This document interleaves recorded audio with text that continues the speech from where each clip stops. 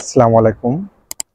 তো বন্ধুরা, আমরা যখন ইউটিউব ভিডিও ক্রিয়েট করি, বাইরে স্পট থেকে যখন আমরা একটা ভিডিও তুলে নিয়ে আসি বা শ্যুট করে নিয়ে আসি, তখন আমাদের ভিডিওর একটা থাম্বনেল যে ফটো দেব, সেই ফটোটা তোলার কথা মনে থাকে না। তখন আমরা কি করব? আমরা চিন্তায় পড়ে যাই। চিন্তার কোনো টেনশন নাই ভাই। আজকের ভিডিওটি ফুল কন্টিনিউ করলে জানতে পারবেন ভিডিও থেকে কিভাবে থাম্বনেলের জন্য ফটো নেবেন বা ফটো বানাবেন ইনশট দিয়ে। আজকের ভিডিওটি ফুল কন্টিনিউ করবেন।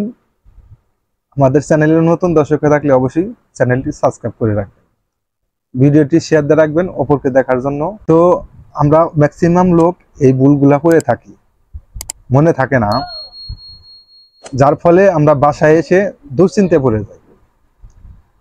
তো অনেক ক্ষেত্রে এগুলো হয়, এটা সিম্পল ম্যাটার, এটা খুব একটাই না। আমি প্রায়ই আমার ভিডিও থেকেই আমি থাম্বনেল তৈরি করি। কিভাবে আমি ভিডিও থেকে থাম্বনেল তৈরি করি বা থাম্বনেলের জন্য একটা ফটো নিই আমি, সেটাই আজকে আপনাদেরকে বলবো। তো চলুন সেই কাজটি আমরা মোবাইল স্ক্রিনের মাধ্যমে করব। চলুন মোবাইল স্ক্রিনে আমি চলে আসবো ইনশটে। ইনশটে আসার পরে আমি যে ভিডিওটা ক্রিয়েট করলাম সেই ভিডিওটি আমি এখন নিয়ে নেব। নেওয়ার পরে এখান থেকে আপনারা প্লে করে যেটুক ক্লিপস ভালো সেই ক্লিপসটুকুই আপনারা নেবেন। আপনাদের যেটা পছন্দ হয় যে না এটার জন্য এটা হলো থাম্বনেলের জন্য বেটার হবে, এটা আমি কি করব, স্ক্রিনশট নেব। আমরা ব্যাগে আসব। ব্যাগে আসার পরে যে ফটো এখানে ট্যাপ করব, নিউ ট্যাপ নেব। আমি এটা নিয়ে নিলাম। নেওয়ার পরে আমি এটা আবার এই যে ক্রপ করব। ক্রপ করে একটু টেনে নিয়ে আসব। টেনে নিয়ে এসে টিকমার দিয়ে দেব। এবার আমি করব কনভার্টে আসব। কনভার্টে আসার পরে ইউটিউব রেশিওতে আমি দিয়ে দিলাম। দেওয়ার পরে এবার আসবো আমি কাট আউটে। কাট আউটে আসার পরে এটা আমি কাট আউট করে দেব। আমার পিছনে ব্যাকগ্রাউন্ডটি চেঞ্জ হয়ে গেছে। তো এবার আমি পিছনের ব্যাকগ্রাউন্ডটি সেট আপ করবো কীভাবে, এই দেখুন ব্যাকগ্রাউন্ড। আমি ব্যাকগ্রাউন্ডে আসব। এখান থেকে আপনারা আপনাদের পছন্দ যে কোনো একটা ব্যাকগ্রাউন্ড থাকলে ব্যাকগ্রাউন্ড দিতে পারবেন। তো আমি ব্যাকগ্রাউন্ডটি দেব না, আমি এখান থেকে ব্যাকগ্রাউন্ড দেব। আমি এই ব্যাকগ্রাউন্ডটি দিতে পারবো, এখান থেকে যে কোনো একটা কালারও দিতে পারবো, সবগুলা কালারই আমি দিতে পারবো। তো জাস্ট আমি এটা সেভ করে দেব। এখান থেকে আপনারা যে কোনো একটা কালার দিবেন। তো আমি এটা দেওয়ার পরে এটা আমি সেভ করে দেব। সেভ করে দেওয়ার পরে এখন আমি আমি থাম্বনেল তৈরি করি পিক্সেল ল্যাব দিয়ে।